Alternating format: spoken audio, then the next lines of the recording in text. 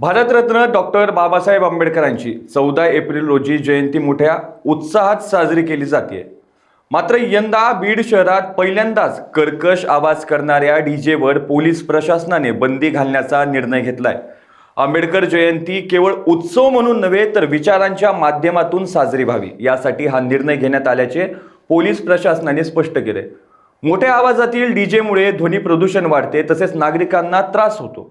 या पार्श्वभूमीवर हा निर्णय महत्त्वाचा मानला जात आहे। तथापि कमी आवाजातील लो डिसेबल डीजेला परवानगी देण्यात येणार असून आयोजकांनी नियमांचे पालन करणे बंधनकारक असणार आहे।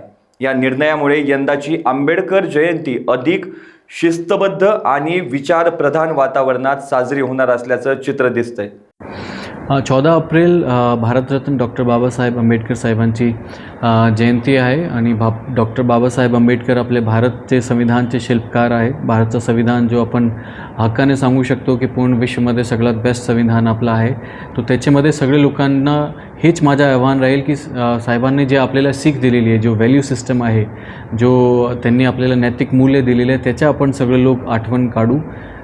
संविधानमध्ये जो कोर क्रक्स आहे त्याच्या आपण लोकांना पाठ देऊ। आपले लहान मुलांना सगळे लोकांना माहीत असलं पाहिजे भारताचं संविधान किती छान किती सुंदर आहे, तो आपल्याला सेलिब्रेट करायचे। त्याचबरोबर जे महान हस्तीने आपल्याला जे जे काही शिकवले ते आपले खालपर्यंत सोसायटीपर्यंत ती सीख पोहोचली पाहिजे।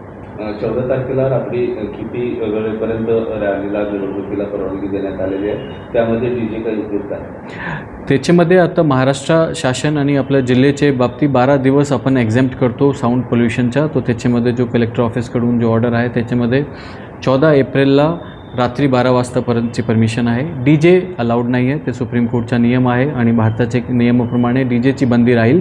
पण यस, त्याच्यामध्ये आपला डेसिबल लिमिट ठेवून त्याच्यामध्ये बेस्ट काय करता येईल त्याची सूचना सगळ्यांना कळवलं जाईल।